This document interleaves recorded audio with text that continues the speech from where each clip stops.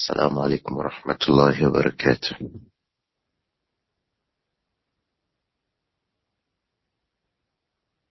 وعليكم السلام ورحمة الله وبركاته يا شيخنا. أحسن الله إليكم.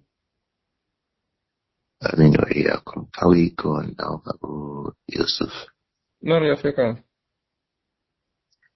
إن الحمد لله نحمده ونستعينه ونستغفره ونعوذ بالله من شرور أنفسنا وسيئات أعمالنا. من يهده الله فلا مضل له ومن يضلل فلا هادي له. أشهد أن لا إله إلا الله وحده لا شريك له. أشهد أن محمدا عبده ورسوله صلى الله عليه وآله وسلم. About the book we read every Saturday, every Sunday in the mornings like this is called Al-Adab Al-Mufrad. Al-Adab Al-Mufrad has been compiled by Al-Imām Al-Bukhāri, Abu Abdullah Muhammad ibn Ismā'īl, the same author of that big blessed book of Islam, As-Shaykh, is the same person who has compiled this book, Kitabul Adab, but it is widely known from amongst the scholars as Al-Adab Al-Mufrad, because in Sahih Al-Bukhāri also there is the chapter on Al-Adab that is called Kitabul Adab. So in Sahih Al-Bukhāri, as you have Kitabu Bad'il Wahi, as you have Kitabul Iman, as you have Kitabul Ilm, and so on, in Sahih Al-Bukhāri, you also have in Sahih Al-Bukhāri Kitabul Adab, the chapter about the manners of a Muslim. How does the Muslim conduct himself in his day-to-day life? What should he do? What should he not do? So that is the issues under Adab. For here it is called Al-Adab Al-Mufrad. To give it a separate naming, Al-Mufrad means something specifically compiled separately, something unique, different from what he had done, from what he had compiled in Kitabul Adab, in Sahih Al-Bukhāri. So in Sahih Al-Bukhāri, in As-Sahih itself, you would find narrations from the Prophet alone, sallallahu alayhi wa alayhi wa sallam. But here in Al-Adab Al-Mufrad, you will find narrations from the Prophet alayhi salatu wasalam. You will also find narrations from the companions, radiyallahu anhum. You will find narrations from the Tabi'un in Al-Adab Al-Mufrad. But in Sahih Al-Bukhāri, it is just about the narrations from the Prophet alayhi salatu wasalam about the issues of manners, about the issues of conduct, about the issues of behavior. But here in our book, Al-Adab, specifically compiled by Al-Imām Al-Bukhāri on the issues of manners, you find narrations from the companions and the Tabi'un. This is one major difference between Kitabul Adab in Sahih Al-Bukhāri and this book, Al-Adab Al-Mufrad. We have been reading the book for quite a number of weeks now, until we got to this chapter, Babun Az-Zulmu Zulumatun, the chapter that discusses that expression of the Prophet Muhammad sallallahu alayhi wa alihi wasallam, that Az-Zulmu, cheating people, betraying them, injustice, and the like of that, cheating the people, deceiving the people, and ripping them off. All of these will be zulumat. There will be darknesses of various shades against the cheating person. If you cheat, if you are unjust person, if you rip people off, if you betray the people, all of these shades of injustice that you commit will turn out to become shades of darknesses against you on the day of Qiyam. Yeah, Allah protect all of us from this. Imam Al-Bukhāri brought this topic against the background of his encouraging us to search for wealth and maintain the wealth that we have. We had read the chapter about Ismā'īl, searching for lawful wealth and maintaining the wealth, whatever possessions that we have. We also discussed making dua for wealth. So it is lawful to lawfully search for wealth. It's encouraged in Islam to lawfully earn, to lawfully search for an earning and make haste towards it. When you do that, you are following a major instruction in Islam. It is also lawful and encouraged to make dua as you search. You make dua, beg Allah for it. Allah, give me money. Warzuqna, Allahumma warzuqna, Allahumma warzuqna. This is also lawful in Islam, to make efforts to gain money and maintain the money you have, while also begging Allah to help you increase your wealth. All of these are lawful ventures for a Muslim. But in all of that, it must not include cheating the people, deceiving the people, betraying the people, selling products that you don't have, making people have an impression about the product that is a lie, deliberately deceiving them into transactions, and things like this. All of these are aspects of al-zulm, and these will be ulumat on the day of Qiyamah against these people. Allah protect us. So in all of that, we came to Hadith 483, Hadith of Jabir ibn Abdullah al-Ansari, when the Prophet said, alayhi salatu wasalam, ittaqu,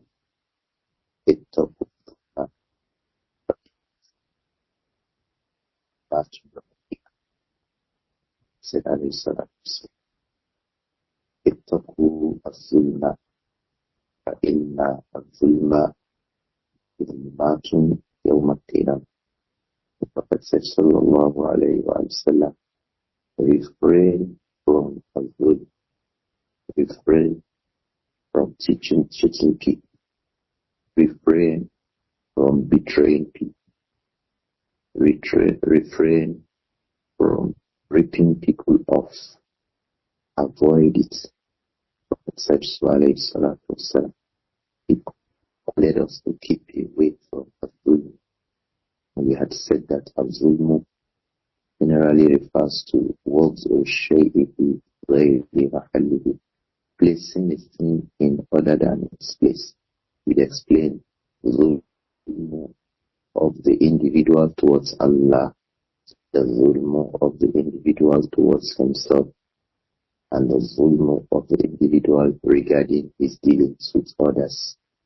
Avoid zulm, avoid it, avoid cheating, avoid injustice, avoid it, keep away from them, refrain from them. فَإِنَّ الظُّلْمَ ظُلُمَاتٌ يَوْمَ الْقِيَامَةِ. Because these aspects, these teachings, these your shady deals, they will become shades of darknesses against you the day of Qiyamah. May Allah protect us. We came to Hadith 484, where the Prophet sallallahu alayhi wa sallam said, يكون في آخر أمتي مسخ وقذف وفسق. The Prophet Muhammad sallallahu alayhi wa sallam, he warned us of something that will happen to the last part of this ummah. What are those things? Maskhun, Some people will be transformed from their looks, honorable looks of human beings to something else. There will be merciful. Allah has done it before. Your Lord does what He wills. Inna Allah la yujizuhu shay'un fil ardi wala fis sama. Nothing surpasses Allah's powers and ability, the entirety of the heavens and the earth. There is nothing that Allah does not have the power to do. Then we'll remember that Banu Israel in the past, Allah had punished them with maskhun. Allah turned them into monkeys. Allah turned some of them into pigs. There are reports of those who were also turned into rats. So Allah does what He likes. Inna rabbaka fa'alul lima yurid. So some of the people, the Prophet said alayhi salatu wassalam, يكون في آخر أمتي مسح وقذف. People will be transformed. Their forms will be changed. قذف, they will be stoned from the heavens. Some people were stoned from the heavens in the history. Those were the people of Lut alayhi salatu wassalam. They were upon homosexuality. They were upon homosexuality. Men playing and actually having intercourse with men. May Allah protect us. Allah stoned them in the heavens. And all of that started, according to Al-Imām Al-Hadi in narration in Kitab Al-Adab. All of that started upon men displaying their chests to men. Men displaying their chests and their tummies to men like themselves. So they display their chests, they display their tummies. Today we have it as the displays of machos. They want to show the packs of muscles around their navels. They show how curvy their muscles on their chests are. They look at that, they appreciated it, and that led them into what they began to do. Homosexuality. Allah stoned them from the heavens. May Allah protect us. Likewise, people will be swallowed up by the earth. Allah caused the earth to swallow up Qarun. Allah caused the earth to swallow up Qarun. So you can see homosexuals, you can see people who disobeyed Allah. They suffered these things. The Prophet said it will happen again. You will have the earth swallowing up people. You have earthquakes. You have landslides. Many times we hear about it. You have about tsunamis. Tsunamis are about khasfun also, because they have to do with the earth opening up in the sea and pushing away that large quantity of water we find on the surface of the earth. So people will be transformed. People will be stoned from the heavens, and people will suffer being swallowed up by the earth. The Prophet sallallahu alayhi wa sallam, he told us some of the sins the people will commit at that time. One of the sins that will cause the people to suffer all of these are the widespread of singing girls, women singing and dancing. When this is, Allah will cause the people to be swallowed up. Allah will cause the people to be transformed into other animals. Allah will cause the people to stop animals. That one cause the hadith of the Prophet said, from the things that cause Allah's punishment is al-zulm, when it becomes common that people cheat others. When cheating, when betrayal, when ripping of the people, when deceiving the people becomes common. These punishments will come again. Abdullah ibn Amr ibn al-As radiyallahu anhu, he also reported that لَيُخْسَفَنَّ بِالدَّارِ إِلَى جَنْبِ الدَّارِ. Homes near homes will also be swallowed up. If you live near a zalim, your own home too will be swallowed up when that zalim has his home swallowed up out of the evil for him. Don't forget that the Quran had warned us that تَقُوا فِتْنَةً لَا تُصِيبَنَّ الَّذِينَ ظَلَمُوا مِنْكُمْ خَاصَّةً. Fear a punishment, fear a trial that will not only afflict those who are guilty of it. Some others who were with them, who did not used to tell them to stop, who don't care about whether they do it or not, who don't care to report to authorities when there is need for reporting. Some of the people are there. You see your neighbor, in fact, violate the rules. You are supposed to call the police, but you reject, you look the other way. Don't worry. لا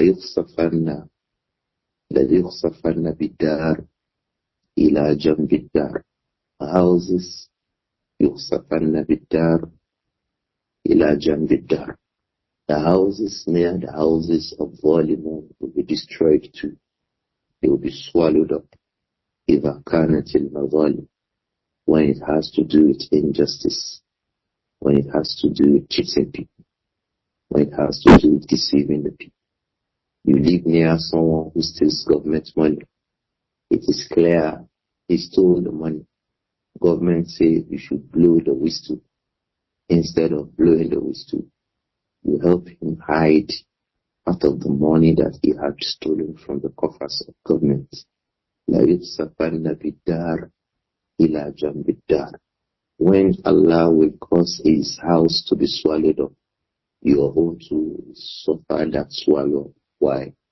You give a hand in support to that injustice, to that lie, to that deceit, to that fraud. Those who support evil too will suffer the same punishment. Abdullah ibn Amr ibn al-As spoke about the dangers of az-zulmu. From the dangers of az-zulmu is that the zalim, from the dangers of betraying the people, from the dangers of cheating the people, from the dangers of ripping the people off, is that even the neighbors who support this evil will suffer from it. Those who give a vent to it will suffer from it.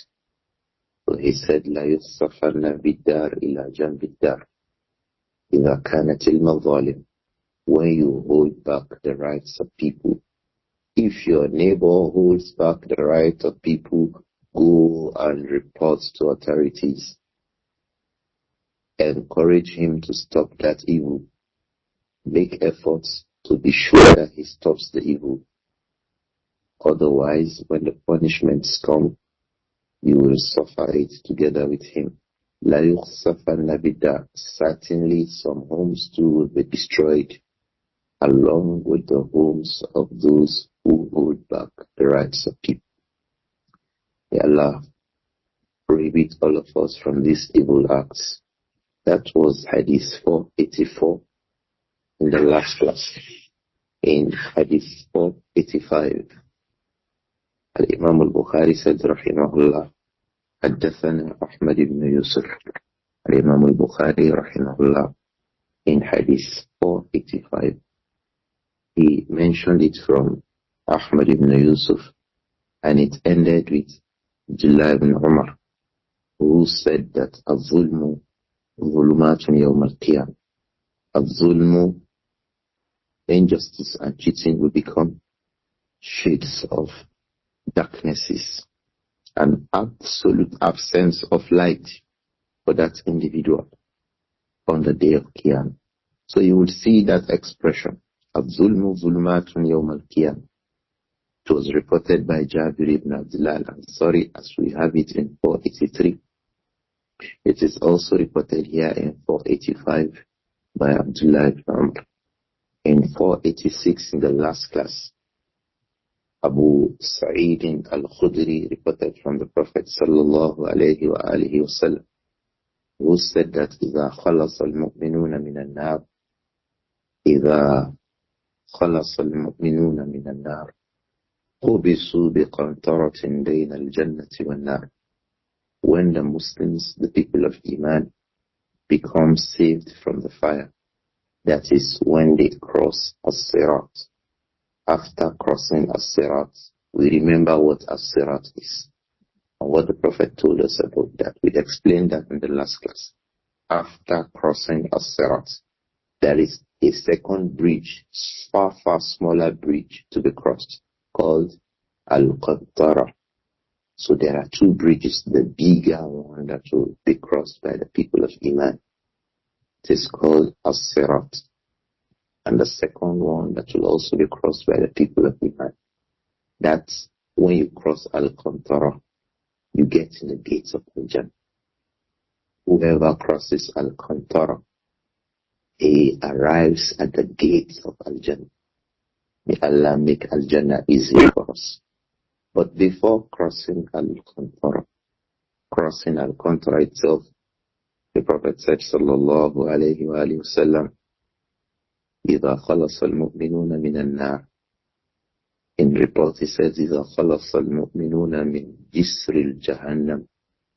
When the Muslim cross min Jisri Jahannam, when they cross the bridge across the Jahannam, when they cross it, قُبِسُوا بِقَنْطَرَةٍ بَيْنَ الْجَنَّةِ وَالنَّارِ. There is still between Al-Jannah and Jahannam. قُبِسُوا بِقَنْطَرَةٍ. There's still a small bridge they will cross between Al-Jannah and the fire. May Allah protect us. This place, فَيَتَقَاصُونَ مَظَالِمَ بَيْنَهُمْ فِي الدُّنْيَا. يَتَقَاصُونَ. Those who have mazalim, those who have rights. One Muslim has a right over you. It will be settled there. It will be settled there. You have a right. You have a right over your brother. You take your right. Between the husband and the wife, their rights will take.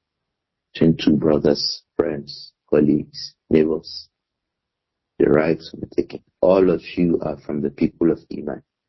The rights will be taken so much that even issues of hasad, jealousy, beefing, al-bughd, getting angry regarding your brother, all of these will be settled at Al-Qantara. Nobody will come into Al-Jannah and he has hasad inside his heart against his brother. It will be settled at Al-Qantara. Nobody will come into Al-Jannah and he has enmity, books, and all of these. He has all of these kinds of problems. It will be settled before entrance into Al-Jannah at Al-Qantara. He said, sallallahu alayhi wa alihi wa sallam, hatta idha nuqu wa hudhibu, until idha nuqu, when the people become purified, wa hudhibu, and properly arranged and designed, udhina lahum bidukhul al-Jannah, they will now be permitted to enter into Al-Jannah. The Prophet said, sallallahu alayhi wa sallam, وَالَّذِي نَفْسُ مُحَمَّدٍ بِيَدِهِ, I swear by the one whose hand has the life of Muhammad, alayhi salatu wasalam, لَأَحَدُهُمْ بِمَنْزِلِهِ أَدَلُّ مِنْهُ فِي الدُّنْيَا, لَأَحَدُهُمْ بِمَنْزِلِهِ أَدَلُّ. Each of them best knows his manzil, his home. If we enter Al-Jannah, I know my flats, I know my apartments. You too, you will know your own. We do not need to be ushered into our homes and our apartments in Al-Jannah. May Allah count us from the people of Al-Jannah. We know those homes in Al-Jannah more than we know our homes in this dunya. And don't forget, that's because when the individual is in his grave, Allah shows him his place in Al-Jannah. So he begins to long, he begins to hope, he begins to hasten, Allah, let the day of Qiyamah come. Oh Allah, let the day of Qiyamah come. So when he gets to the place, he recognizes that this is my apartment. the point here is that nobody will come into Al-Jannah when he has zulm on his neck against his brothers. If we have rights over you, we will take it back. If you have rights on us, you will take it back. If we have grudges against you, Allah will remove that grudge. If you have grudges against us, Allah will remove the grudge. Nobody will go into Al-Jannah while having with him the zulm, mazalim. He has the rights of people on his neck. And then he will go into Al-Jannah like that. No. Because Al-Jannah is a place of purity and decency. You don't go into it with impurity and indecency. All of that will be settled. Don't forget, that's because some of the Muslims may have been unjust to people. But their scales of good deeds will weigh more. So that does not mean that those Muslims, they have gone. Yes, you observe Salah, you observe Qiyamul Layl, you gave Sadaqah from halal wealth, you used to be nice to people, you used to help people, you used to give sermons, you used to teach people, you spent all your life paying attention to people and making benefits, but you have issues. You have issues behind you that you are also carrying along as other human beings have issues too. Allah will not make you bring those issues into Al-Jannah. Your goodness has become a means for you to survive as-sirat. You did fall into the fire. Why? Your skills of goodness was very, very weighty, because it will be about scaling good and evil. You used to read the Quran a lot. You used to observe a lot of Qiyamul Layl. You did a lot of Azkar. Yes, things were deduced from it because of the backbiting sometimes that you fell into, because of some things you told, because of some failures, shortcomings you have. The good deeds have reduced. Yet it was still big enough to become a means by which you will cross as-sirat. What about those ones that are left? They will be settled at Al-Qattara, so that you become pure before you come into Al-Jannah. This means that even before you come into Al-Jannah, mazalims will be settled. Allah will not make you go free with the rights of people. It shows that it's very, very important to avoid al-zulm. The Prophet said, sallallahu alayhi wa sallam, ittaqu al-zulma, avoid cheating, avoid deceiving people, avoid ripping people off. In the zulma zulmat, because these things will become shades of darknesses against you on the day. May Allah protect all of us. If we come to Hadith 487, Al-Imām Al-Bukhāri said, rahimahullah, حدثنا مسدد قال حدثنا يحيى عن ابن عجلان عن سعيد بن أبي سعيد المقبوري عن أبي هريرة رضي الله عنه عن النبي صلى الله عليه وآله وسلم قال إياكم والظلم إياكم والظلم فإن الظلم ظلمات يوم القيامة وإياكم والفحش فإن الله لا يحب الفاحش المتفحش وإياكم والشح فإنه دعا من كان قبلكم فقطعوا أرحامهم ودعاهم فاستحلوا محارمهم. Al-Imām Al-Bukhāri reports this hadith from his Shaykh Musaddadun ibn Musarhadin, one of the students of Al-Imām Ahmad, one of those who first compiled the group of hadith. So we have Musnadul Musaddad, just like we have Musnad of Al-Imām Ahmad. We also have Musnad by Al-Imām Musaddad. Al-Imām Musaddad is one of the teachers of Al-Bukhāri rahimahullah. He was a student of Al-Imām Ahmad. He is the Shaykh of Al-Bukhāri in this isnad. So he said, حدثنا مسدد مسدد ibn Musarhad. He reports, he said, قال حدثنا يحيى So he is reporting from Yahya ibn Sa'id al-Qattan, from his teachers, rahimahumullah, who is reporting from Ibn Ajlan. Ibn Ajlan, that is Muhammad ibn Ajlan. Al-Imām Muhammad ibn Ajlan, he lived the bulk of his life in Alexandria, in Egypt. He later moved to Al-Madinah, and he died in Al-Madinah. Muhammad ibn Ajlan was a well-known scholar of hadith from amongst the people of Alexandria in Egypt. He is reporting from Sa'id ibn Abi Sa'id al-Maqbul. Ibn Ajlan is reporting from Sa'id ibn Abi Sa'id al-Maqburi, rahimahullah, from amongst the students of Abu Hurairah. And this hadith was from Abu Hurairah radiyallahu anhu عن النبي صلى الله عليه وآله وسلم قال إياكم والظلم. The Prophet Muhammad sallallahu alayhi wa alihi wa sallam, who said, إياكم والظلم, I warn you, keep away from الظلم. I warn you. Like he said, اتقوا الظلم in the report of Jabir ibn Abdullah al-Ansari. Here he says, إياكم, keep away. I warn you, keep away. Keep away, refrain. Keep away from al-zulmu. Avoid al-zulmu. Keep clear, stay clear from al-zulmu.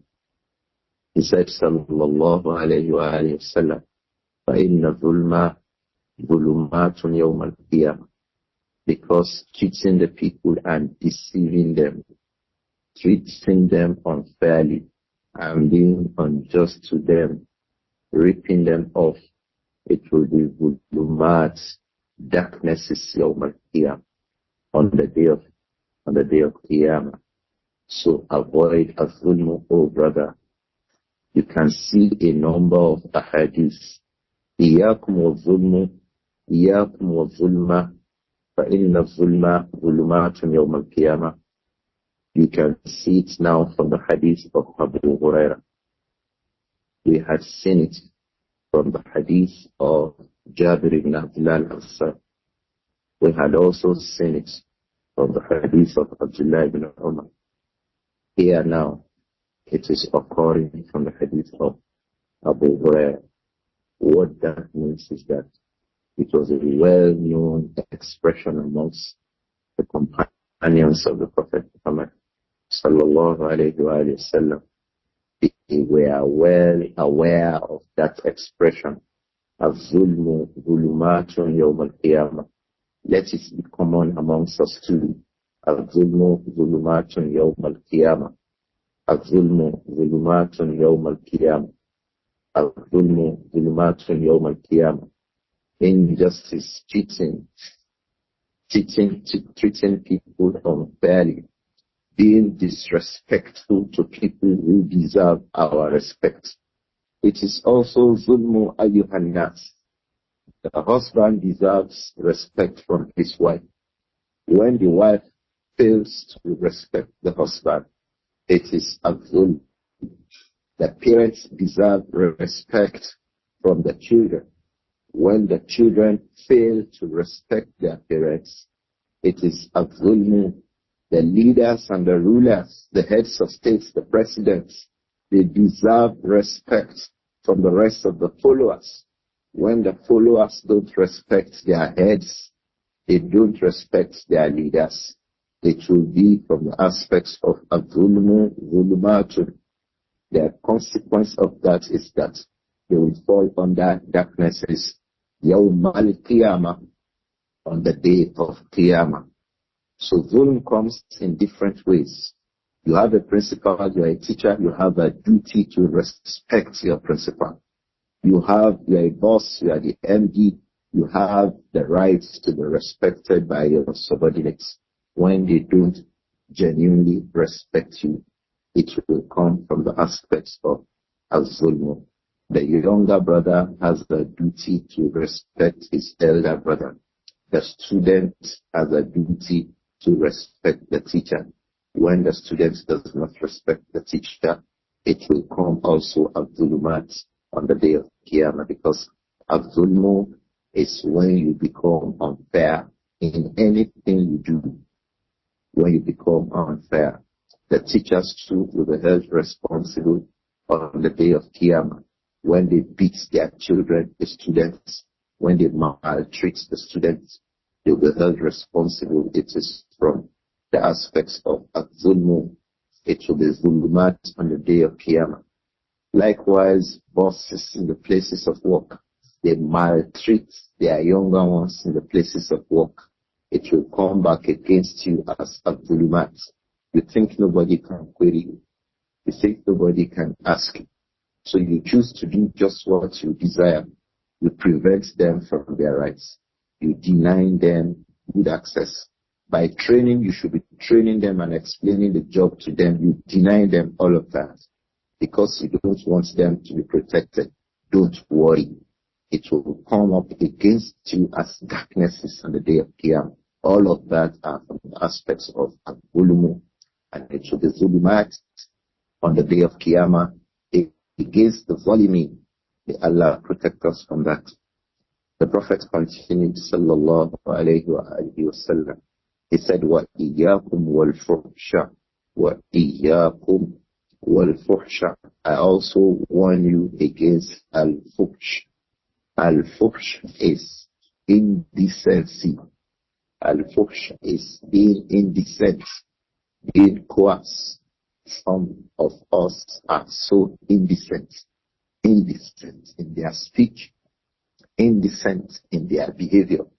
If you speak wallahi with somebody who is indecent, his speech will clearly show that this man is not a person of decency at all.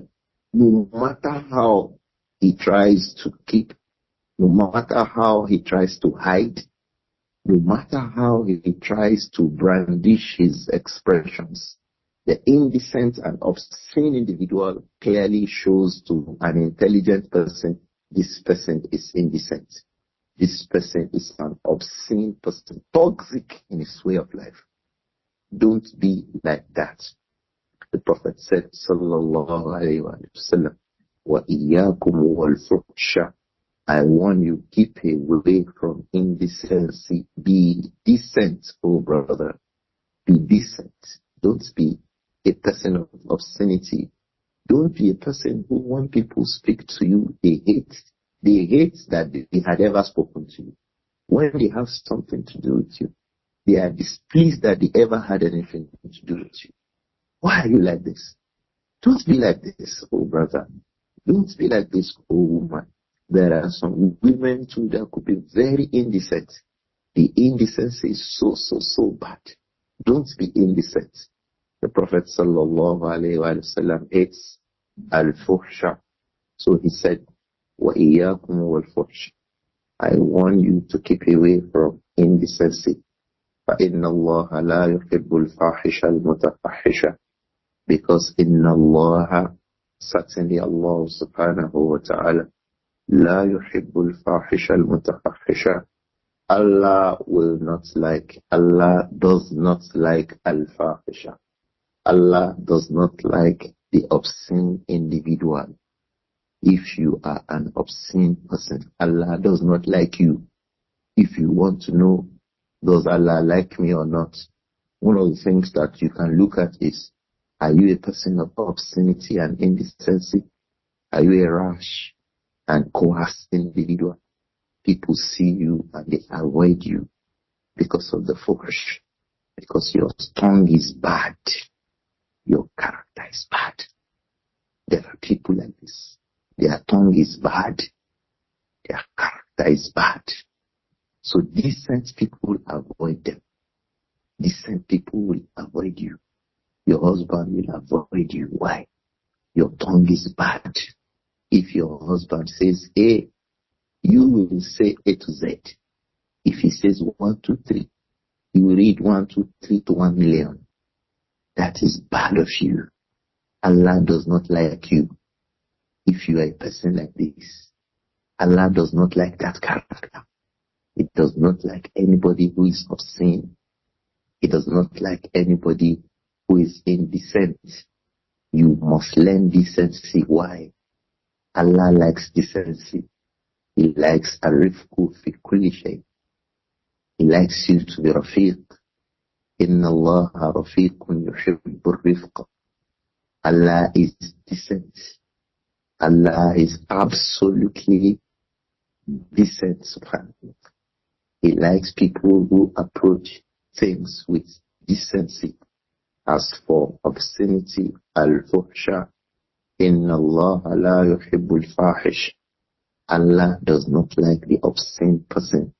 Al-mutafahish, the one who goes to extreme in his obscenity. Some people boast about that. Yeah, they are Omata. Can show you Omata now. Allah does not like al-mutafahish. Al-mutafahish is the one who is so obscene. He does it at will. Obscenity is his way of life. So bad with it. May Allah protect us. He warned us again, alayhi salatu wasalam, against a third thing. He said, وَإِيَّاكُمْ وَالشُّحَّ. I also warn you to keep away from Ash-Shaykh. Ash-Shaykh is avarice. We repeatedly explained this expression.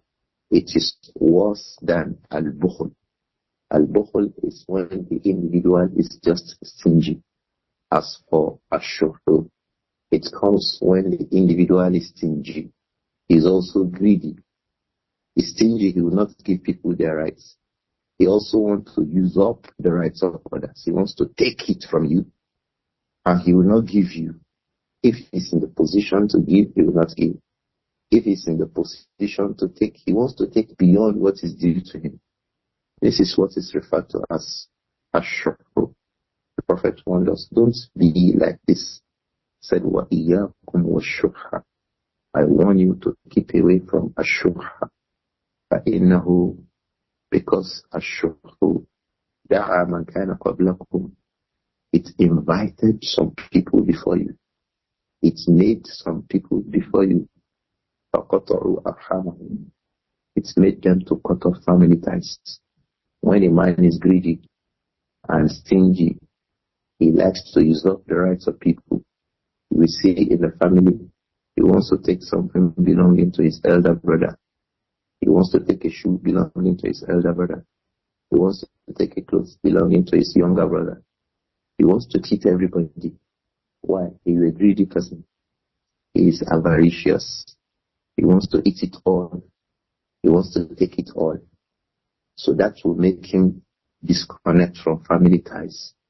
He will disconnect family ties. وَيَقْطَعُونَ مَا أَمَرَ اللَّهُ بِهِ أَن يُوصَلَ. They will cut off the ties of family. And Allah has commanded that and يُوصَلَ. It should be connected. The ties of family should be connected. But greed can lead people to disconnect from family ties. So you'll always hear that my brother, if I call him now, he will beg me for money. And I don't want to give him money. So you disconnect because you are greedy. You are not open-handed. That makes you disconnect from that your elder brother. That if you call him, he will beg you for money. Some of the people will refuse to call their parents. Some of the people will refuse to go and visit their parents. Why? They are afraid that mommy will ask him to buy something. Mommy will ask him, bring money. Daddy will say, do this for me. This greed makes them run away from their parents.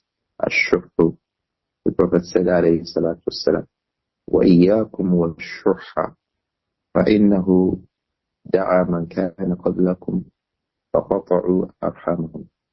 Greediness and avarice, it made those who came before you to break their family ties. وَدَعَاهُمْ. It also made them فَاسْتَحَلُّوا مَحَارِمَهُمْ. They began to consider as halal the rights of your brothers, the rights of their brothers that were haram to them. For example, You will see it is common. It used to be common in families in Yoruba land. The elder brother will have a wife. He will travel away. You see the younger brother making zina with the wife of his elder brother in the family house. Things like this have happened before. Go and ask the elderly people. Although it is stopping now, but it used to be there. It is al-zulmu, and it is from the aspects of ash-shuha. He has his eyes on the wife of his elder brother. He has his eyes on the wife of his younger brother. He has his eyes on the wife of his uncle. Subhanallah. Out of greed, he wants it all. Everything should be about him. He has his eyes on the wealth, on the car, on the belongings of his relatives. These things are haram. They should not be taken away from their rightful owners. He will be looking for ways of usurping it. A child may even have his eyes on the wife and on the property of his father. Did we not read in the news a few days ago that some children took away over 50 million belonging to their father that was gathered from the public to take care of the health of their father? They opened an account. An account was opened for their father's health issues. And they began to steal the money from that account.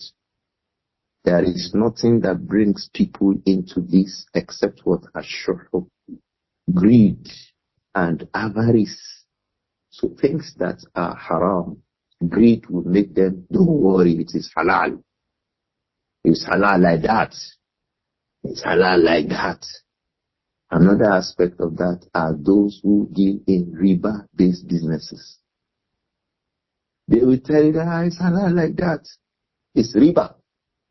Loan from a bank. They say pay 5% interest. They say the loan, the interest is small. They say pay 1%. They say the interest is small. And upon that, you loan the money upon 1% interest. So that 1% you say is small. That 1% is haram.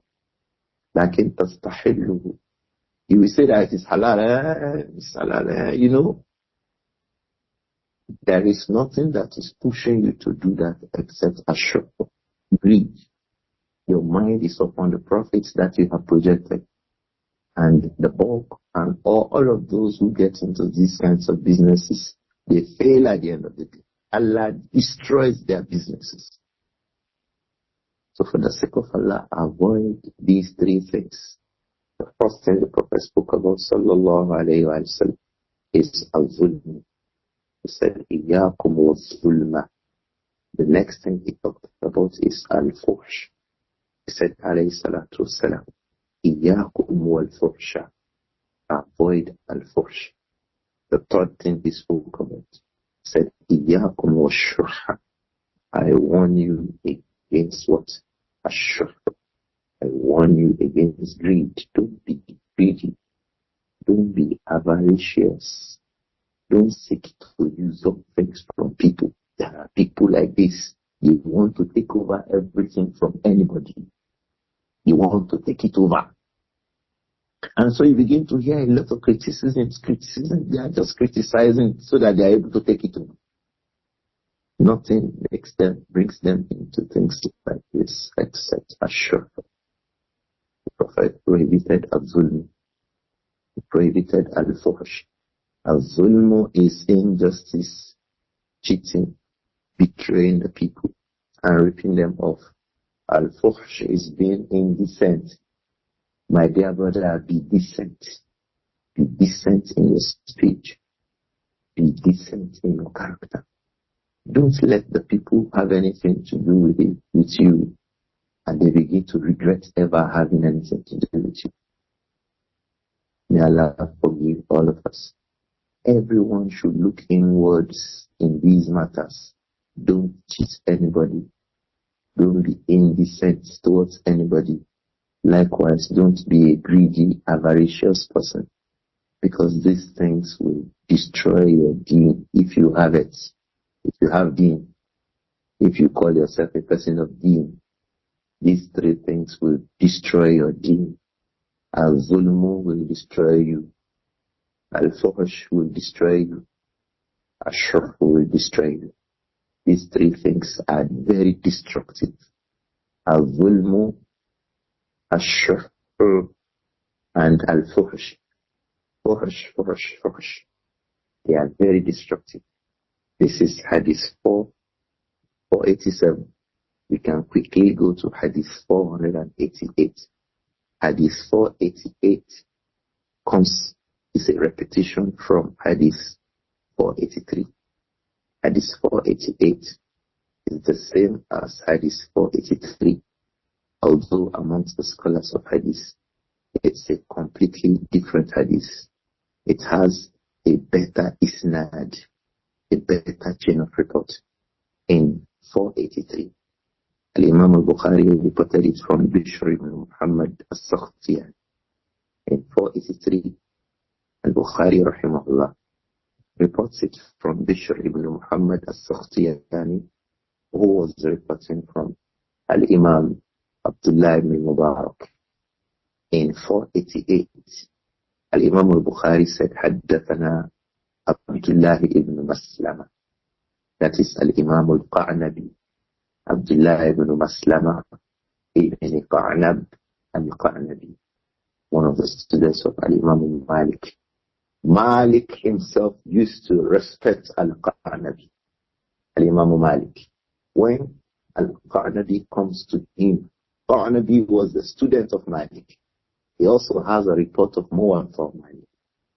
When Al-Qa'nabi comes to the gathering where Malik teaches, Malik stands up to welcome him to sit down. Al-Qa'nabi, rahimahullah, was such a very knowledgeable person. But there is something about him that I think we can take home from the class today. He started learning at a very old age.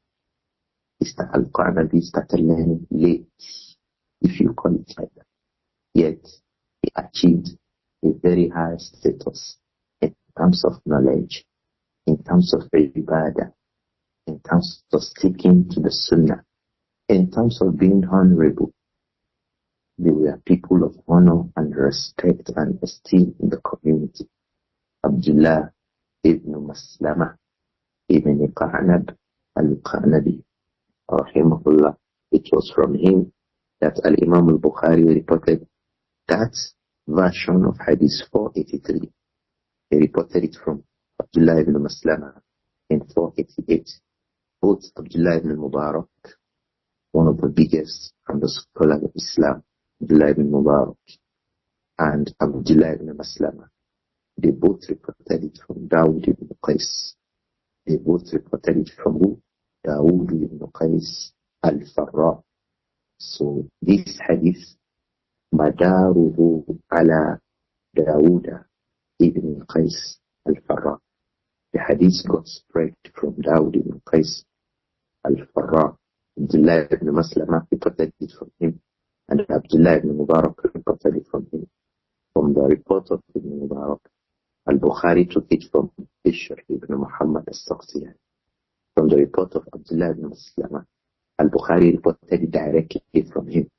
It means that the reports of Al-Bukhari from Abdullah ibn Maslama were not just those reports that Abdullah ibn Maslama reported from Al-Imam Malik. So many people have that view. They think that the reports that Bukhari was able to take from Abdullah ibn Maslama ibn al-Qa'nabi were just those reports that Ibn Maslama reported from Al-Imam Malik. Here, Ibn Maslama is reporting from Dawud ibn Qais, from amongst his teachers. And Bukhari also took that report from him. Rahimahullah. These reports we're talking about in 488.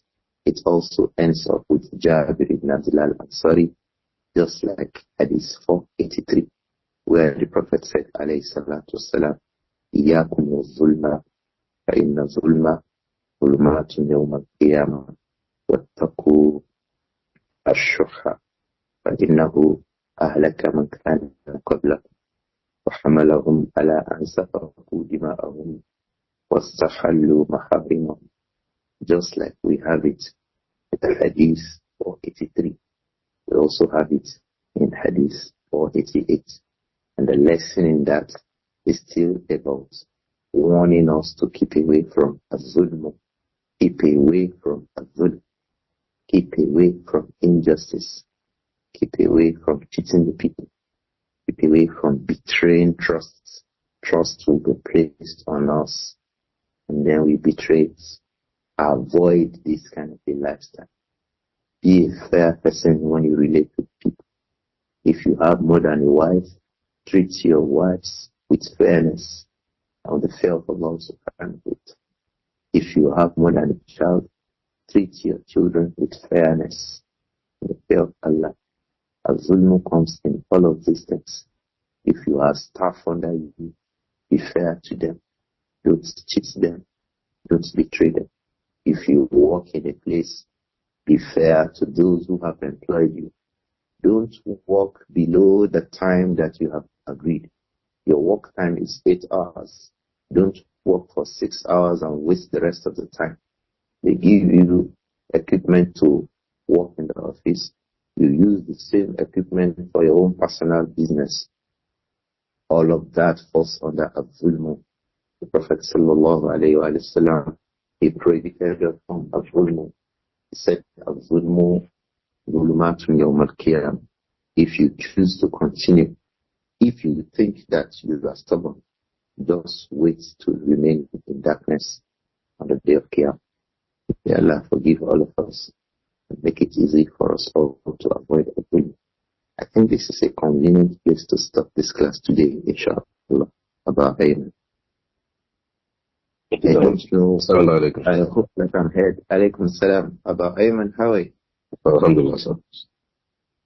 There's a question on the screen here. Can we start with that? No, Shaykh. If someone owed a school fees a long time ago as a debt, and he wants to pay it back today. The school fees was 23,500 then at that time. If he wants to pay it back today, how much will he pay? He will pay what he has owed. Let us forget about these ideas of there is inflation today. You borrowed money 100 naira yesterday. You are now coming back to say that the 100 naira you borrowed yesterday should have become, it now has the value of 5,000 naira. This is the idea of riba that most of the institutions people work with have made you to feel that it is lawful, it is haram. If you owe 100 naira yesterday, you pay back 100 naira today. If you owed 1,000 naira in 1970, in 2070, you pay back what you owe. That is what you owe. But looking at placing value over what you owe and asking for the additionals to be placed on it, this is from the essence of riba itself. So the man will borrow you 100 naira today. In 6 months' time, he feels that the value of 100 naira should now be 120. He projects it and adds it to the original money that you had owed him.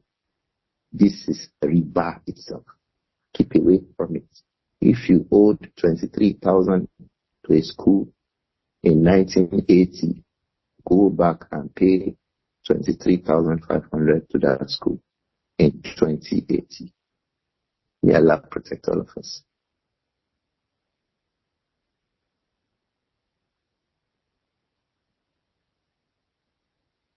Abu Ayman. نعم شيخنا جزاكم الله خير. آمين وأنتم في جزاكم الله خير. The question here is Assalamu alaikum wa rahmatullahi wa barakatuh. جزاكم الله خير. Please, can Da'watul Mazlum be reversed after you forgive the person? Perhaps he realizes his mistake and apologizes. Ikhwa, I don't know anybody who said that it can be reversed. What I know that is that it can be slowed down and reduced. It can be slowed down and reduced. But in terms of absolute complete reversal, that one, it will need a lot of work. Let me give us how that slowdown can be achieved. Someone himself was unfair to you. He perhaps did not know that it was unfair. And then, or that he deliberately did it. And then he turned in repentance. When he turned in repentance, he began to do a lot of sadaqat. Ikhwa, sadaqah repels evil. And da'watul mazlum is from evils. Da'watul mazlum is from the evils that should afflict you. So if the man became full of sadaqah, if the man became full of sadaqah, if the man became full of qiyamul layl, these two things, being full of sadaqat and doing a lot of qiyamul layl repels evil from you. Evils of different kinds. Qiyamul layl, ikhwa, qiyamul layl, and giving a lot of sadaqah. So perhaps this will slow down the negative effects of da'watul mazlum. But Allah said that He will answer that da'wah. So if your sadaqah is there to get you to slow down the effects, to get you to reduce the effect, and perhaps the dua of the mazlum, if you had caused him, he still remains a mazlum until he gets his rights back. If he changes and makes dua for you again. Don't forget, we've said that da'watul mazlum is not only in the negative. If you have a mazlum, somebody who has been cheated, if you go to help someone who has been cheated, and he prays for you, it is part of da'watul mazlum. He prays for you for goodness. You will gain goodness. So as da'watul mazlum can be negative, it can be positive. So if you, the mazlum, you now begin to also make dua for the zalim, that Allah should forgive him, you are still a mazlum. So Allah can still forgive him. I hope that this matter is clear, or slow down if the time had not passed. Because wallahi ikhwa, I have seen da'watul mazlum immediate effects. Immediately. I have seen da'watul mazlum that's quick, immediately. Before you even think about and thinking to make tawbah, the effect is gone. And the person begins to suffer the effect forever. But there is a lesson here for all of us, Abu Amir. That lesson is that we should try to be patient. Sometimes, when we suffer zulm from people, be patient, don't become a da'i, don't pray against him. It's tough, but we should encourage ourselves of that. It's hard. Sometimes you suffer a cheating, you suffer disrespect, you suffer big losses. People abuse you and insult you, behave abnormally to you. The only thing that goes to your mind is give them da'watul mazlum. So if we are able to hold back all of us from da'watul mazlum, and if we would use da'watul mazlum at all, we should use it to beg Allah to guide the zalim. I think it is in a better way, Abu Amir. Instead of using that dua against the person, use it for him. For example, a child becomes nonchalant and disrespectful to the father. It is good. The father is mazlum. That child is a zalim. Instead of the child being cursed by the father in da'watul mazlum, the father or the mother, they can forgive the child and pray for him for rectification, for correction, for goodness, instead of making the dua against the child. I think this is a bigger and a better approach to this matter. But when da'watul mazlum goes, ikhwa, I have seen many times, immediately as the Muslim said it, the dua became accepted. Immediately. In it all, avoid az-zulm. Ittaqu az-zulma. فَإِنَّ الظُّلْمَ ظُلْمَاتٌ يَوْمَ الْقِيَامَةِ. May Allah protect all of us and forgive all of us. Is this clear, Abu Amir? Al-Shaykh, jazakumullah khair. I mean, Another question: Can hating someone or can hating on someone simply because of what you heard about them be regarded as bull? yes, if you hate someone, they told you that I know someone people hate. They said that he was propagating that all religions are one. Judaism, Christianity, and Islam should come back to be one. Some people hate this man because of this. This man was regularly saying that I did not say what people are reporting about me about this matter. I am a Muslim. I believe that inna ad-deena inda Allahi al-Islam. I also believe that وَمَنْ يَبْتَغِ غَيْرَ الْإِسْلَامِ دِينًا فَلَنْ يُقْبَلَ مِنْهُ. I believe it. Islam alone. How should I come to say that Judaism and Christianity and Islam should turn to become one religion? I never said that. I never believed that. If people say I said that, they should provide where I said it or where I wrote it down or the clip, whatever, telephone conversation, whatever, wherever I have said this, they should bring it. But his enemies went on to spread that about him. Some people hate him because of this. It is zulmu. It is zulm. And it will be zulumat on the day of Qiyam. So there are cases like this. If you hate somebody because of an allegation that you had heard about him, you act upon allegations. You act about false allegations. You act about false rumors spread about an individual. And you act upon it based on that. It is zulmu. On the day of Qiyamah, all these things will be settled at Al-Qantara if you ever get to Al-Qantara on the day of Qiyamah. May Allah protect all of us. Don't hate somebody upon false accusations, especially without listening to his own side of the story. May Allah protect and forgive all of us. Amen. Salawatullah alaykum, Shaykh. Ameen, ameen. Sorry, says, if I took something that belongs to my brother and just without his knowledge, if after listening and understanding to the evil of doing that, can I return it without him knowing, or I have to tell him, or I have to let him know? I mean, if you return it without his knowledge, that is better. Because if you let him know, there are evils connected to it. Perhaps he begins to see you as an irresponsible son, as an irresponsible brother. So return it. If returning it only makes peace, return it.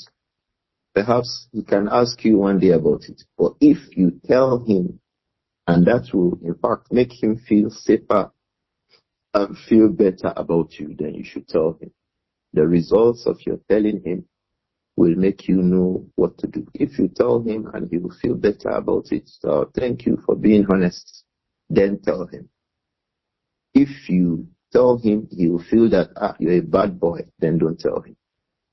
I hope that this is clear. The results, the end result will make you know what to do or what not to do.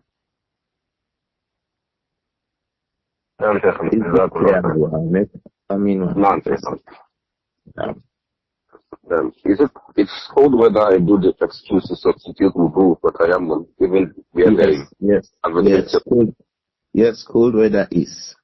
If it becomes difficult because of the cold weather to make wudu, then you can make tayammum.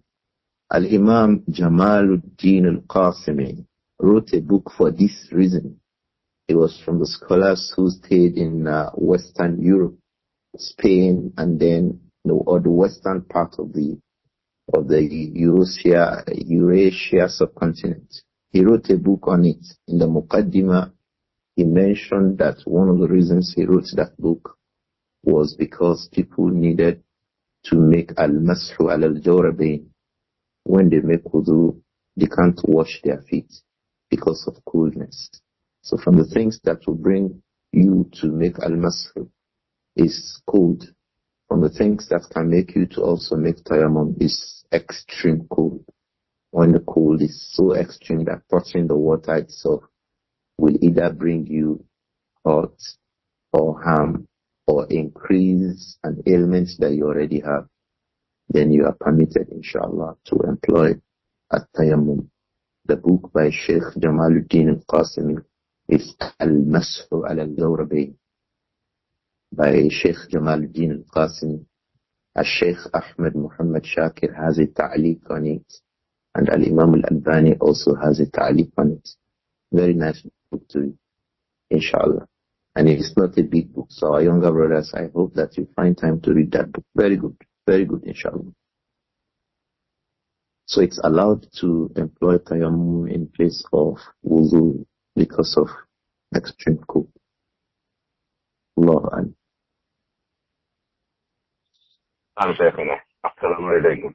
Ameen wa iyyakum. The name of the book again is Al-Mashu ala al-Jawrabayn. I saw somebody asking what's the name of the book again. Al-Mashu ala al-Jawrabayn.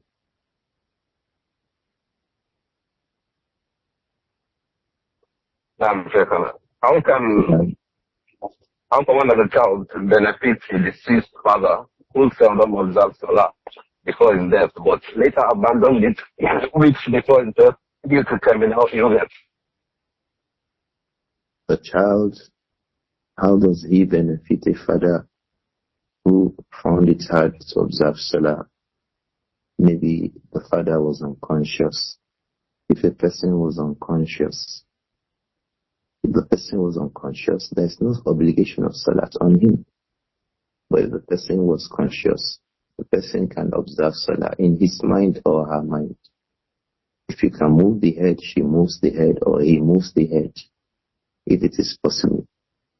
If it's also possible to move up to the waist, then he goes up, down, using the shoulders, the head to show ruku and sujood.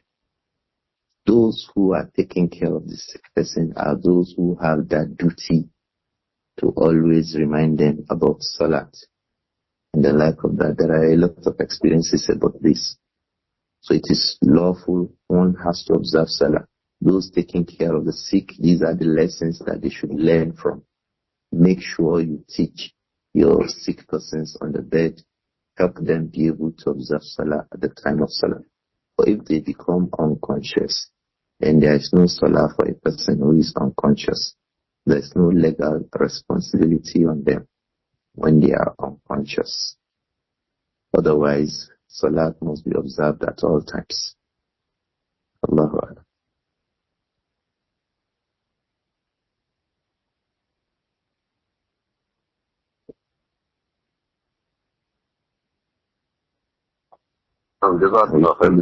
I mean, Abu Amir, can we call it a day today? We'll come back to class tomorrow, inshallah.